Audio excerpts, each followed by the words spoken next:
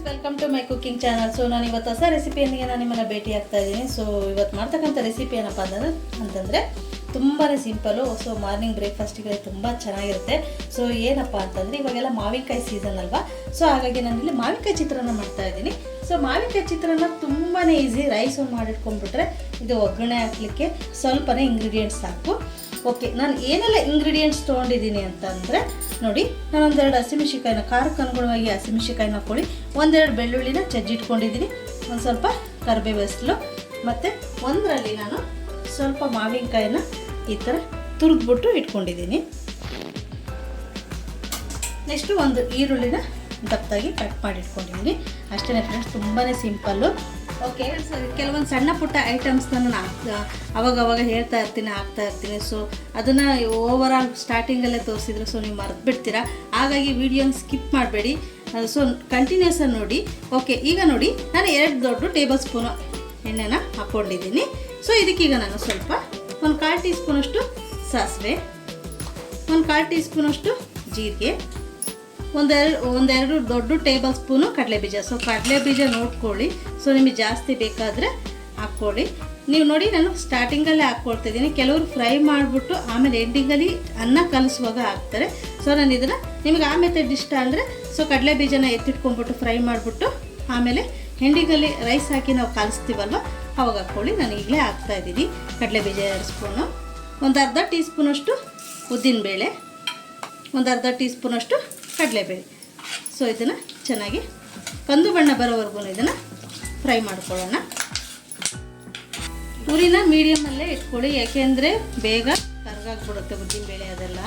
ಹಾಗಾಗಿ ಇದನ್ನು ಮೀಡಿಯಮ್ ಉರಿನಲ್ಲೇ ಇಟ್ಕೊಂಡು ಇದನ್ನು ಕಂದು ಬಣ್ಣ ಬರೋವರೆಗೂ ಹುರ್ಕೊಳ್ಳಿ. ಓಕೆ, ಇದು ಫ್ರೈ ಆದಮೇಲೆ ನೀವು ಓಕೆ ಫ್ರೆಂಡ್ಸ್, ನೋಡಿ ಇಷ್ಟು ಫ್ರೈ ಆದರೆ ಸಾಕು. ಇದಕ್ಕೆ ಈಗ ನಾನೀಗ ಏನು ಮಾಡ್ತೀನಿ ಅಂದರೆ ಬೆಳ್ಳುಳ್ಳಿ ಜಜ್ಜಿಟ್ಕೊಂಡಿದ್ದೆ ಅಲ್ವಾ, ಸೊ ಅದನ್ನು ಹಾಕ್ಕೊಳ್ಳೋಣ. ನೆಕ್ಸ್ಟು ಹಸಿಮೆಣ್ಸಿಕಾಯಿ ಹಾಕ್ಕೊಳ್ಳೋಣ, ನೆಕ್ಸ್ಟು ಕರಿಬೇವು ಹಾಕ್ಕೊಳ್ಳೋಣ, ನೆಕ್ಸ್ಟು ಈರುಳ್ಳಿ ಹಾಕ್ಕೊಳ್ಳೋಣ. ಓಕೆ ಫ್ರೆಂಡ್ಸ್, ರುಚಿಗೆ ತಕ್ಕಷ್ಟು ಉಪ್ಪನ್ನ ಆ್ಯಡ್ ಮಾಡ್ತಾಯಿದ್ದೀನಿ. ಸೊ ನೀವು ಆಲ್ರೆಡಿ ನಾವು ರೈಸಿಗೆ ಉಪ್ಪು ಹಾಕಿರ್ತೀವಿ ಅಲ್ವಾ, ಉಪ್ಪನ್ನ ನೋಡಿಬಿಟ್ಟು ಹಾಕ್ಕೊಳ್ಳಿ. ಆಮೇಲೆ ಬೇಕಾದರೆ ಕಡಿಮೆ ಆಗಿದ್ರೆ ನೋಡಿ, ನಾನಿಲ್ಲಿ ರೈಸ್ ಮಾಡಿ ಇಟ್ಕೊಂಡಿದ್ದೀನಿ. ಸೊ 3 ರಿಂದ 4 ಜನ ಚಿತ್ರಾನ್ನ ತಿನ್ಬೋದು. ಓಕೆ, ಅನ್ನಕ್ಕೂ ಉಪ್ಪು ಹಾಕಿದ್ದೆ ನಾನು, ಹಾಗಾಗಿ ಆಮೇಲೆ ಬೇಕಾದರೂ ಉಪ್ಪು ಕಡಿಮೆ ಆದರೆ ಆ್ಯಡ್ ಮಾಡ್ಕೊಳ್ಳಿ. ಓಕೆ ನೋಡಿ, ಚೆನ್ನಾಗಿ ಫ್ರೈ ಆಗಲಿ. ಓಕೆ ಫ್ರೆಂಡ್ಸ್, ಈ ಥರ ಫ್ರೈ ಆದಮೇಲೆ ಸೊ ಮಾವಿನಕಾಯಿ ತುರಿದು ಇಟ್ಕೊಂಡಿದ್ದೆ ಅಲ್ವಾ, ಸೊ ಅದನ್ನು ಆ್ಯಡ್ ಮಾಡ್ತಾಯಿದ್ದೀನಿ. ಸೊ ನೋಡಿ, ನೀವು ರೈಸ್ ಕ್ವಾಂಟಿಟಿ ಎಷ್ಟಿರುತ್ತೆ ಅಷ್ಟು ನೋಡ್ಕೊಂಬಿಟ್ಟು ಮಾವಿನಕಾಯಿನ ಮತ್ತು ಈರುಳ್ಳಿ ಅದೆಲ್ಲ ನೋಡಿಬಿಟ್ಟು ಆ್ಯಡ್ ಮಾಡ್ಕೊಳ್ಳಿ. ಇದಕ್ಕೆ ಸ್ವಲ್ಪ ಒಂದು ಚಿಟಿಕೆಯಷ್ಟು ಅರಿಶಿನ ಹಾಕ್ಕೊಳ್ತೀನಿ. ಬೇಕಾದರೆ ಇದಕ್ಕೆ ನೀವು ಎಂಡಿಂಗಲ್ಲಿ ಸ್ವಲ್ಪ ತೆಂಗಿನ ತುರಿನ ಹಾಕ್ಕೋಬೋದು. ಒಂದು ಅರ್ಧ ಟೀ ಸ್ಪೂನಷ್ಟು ಅರಿಶಿನ ಆ್ಯಡ್ ಮಾಡಿದ್ದೀನಿ. ಸೊ ಇದನ್ನು ಚೆನ್ನಾಗಿ ಫ್ರೈ ಮಾಡ್ಕೊಳ್ಳೋಣ. ಗೊಜ್ಜಿಗೆ ಎಲ್ಲ ಚೆನ್ನಾಗಿ ಮಿಕ್ಸ್ ಆಗಲಿದ್ದು. ಓಕೆ ಫ್ರೆಂಡ್ಸ್, ಚೆನ್ನಾಗಿ ನೋಡಿ ಫ್ರೈ ಆಯಿತು, ಗೊಜ್ಜು ರೆಡಿ ಆಯಿತು. ಸೊ ಇದಕ್ಕೇನಿಲ್ಲ, ಈಗ ಅನ್ನ ಮಾಡಿಟ್ಕೊಂಡಿದ್ವಲ್ಲ, ತುಂಬಾ ಈಸಿ. ಸೊ ಇದನ್ನು ಅನ್ನನ ಹಾಕ್ಕೊಳ್ತೀನಿ. ಇದಕ್ಕೆ ಹಾಕ್ಬಿಟ್ಟು ಬಿಸಿ ಅನ್ನನೇ ನಾನು ಕಲಿಸ್ತಾ ಇದ್ದೀನಿ. ತುಂಬ ಚೆನ್ನಾಗಿರುತ್ತೆ ಬಿಸಿ ಅನ್ನ ಹಾಕಿ ಕಲಿಸಿ. ಓಕೆ, ಇದಕ್ಕೆ ಸ್ವಲ್ಪ ಕೊತ್ತಂಬರಿ ಸೊಪ್ಪನ್ನ ಆ್ಯಡ್ ಮಾಡಿಬಿಟ್ಟು ಕಲಿಸ್ಕೊಳ್ಳೋಣ.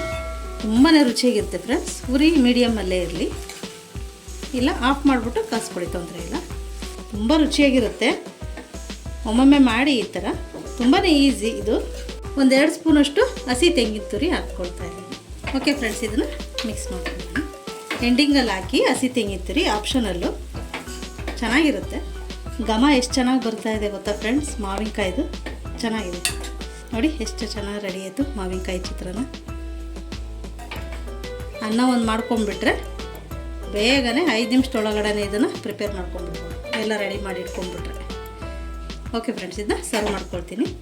ಓಕೆ ಫ್ರೆಂಡ್ಸ್, ನೋಡಿ ಬಿಸಿ ಬಿಸಿ ಮಾವಿನಕಾಯಿ ಚಿತ್ರಾನ್ನ ರೆಡಿ ಆಯಿತು. ತುಂಬಾ ಈಸಿ, ತುಂಬಾ ಚೆನ್ನಾಗಿರುತ್ತೆ. ಖಂಡಿತ ಒಮ್ಮೆ ಮೆಥಡಲ್ಲಿ ಟ್ರೈ ಮಾಡಿ, ತುಂಬಾ ಇಷ್ಟಪಡ್ತೀರಾ. ಓಕೆ, ಟೇಸ್ಟ್ ಮಾತ್ರ ಸೂಪರಾಗಿದೆ. ಸೊ ಹೇಳಿದೆ ಅಲ್ವಾ, ಉಪ್ಪು ಏನಾದರೂ ಕಡಿಮೆ ಆಯಿತು ಅಂದರೆ ನೋಡ್ಬಿಟ್ಟು ಎಂಡಿಂಗಲ್ಲಿ ಆ್ಯಡ್ ಮಾಡ್ಕೊಳ್ಳಿ. ಓಕೆ, ನೆಕ್ಸ್ಟ್ ರೆಸಿಪಿಯೊಂದಿಗೆ ನಾನು ನಿಮ್ಮನ್ನು ಭೇಟಿ ಆಗ್ತೀನಿ. ಅದಕ್ಕೂ ಮುಂಚೆ ಯಾರೆಲ್ಲ ನಮ್ಮ ಚಾನಲ್ ನೋಡ್ತಾ ಇದ್ದೀರಾ ಪ್ಲೀಸ್ ಸಬ್ಸ್ಕ್ರೈಬ್ ಮಾಡಿ ಮತ್ತು ಸಪೋರ್ಟ್ ಮಾಡಿ. ಆದಷ್ಟು ನಮ್ಮ ವಿಡಿಯೋಸ್ನ ಶೇರ್ ಮಾಡಿ. ಓಕೆ ಫ್ರೆಂಡ್ಸ್, ನೆಕ್ಸ್ಟ್ ಹೊಸ ಹೊಸ ರೆಸಿಪಿಯೊಂದಿಗೆ ನಾನು ನಿಮ್ಮನ್ನು ಭೇಟಿ ಆಗ್ತೀನಿ. ಅಲ್ಲಿವರೆಗೂ ಬಾಯ್.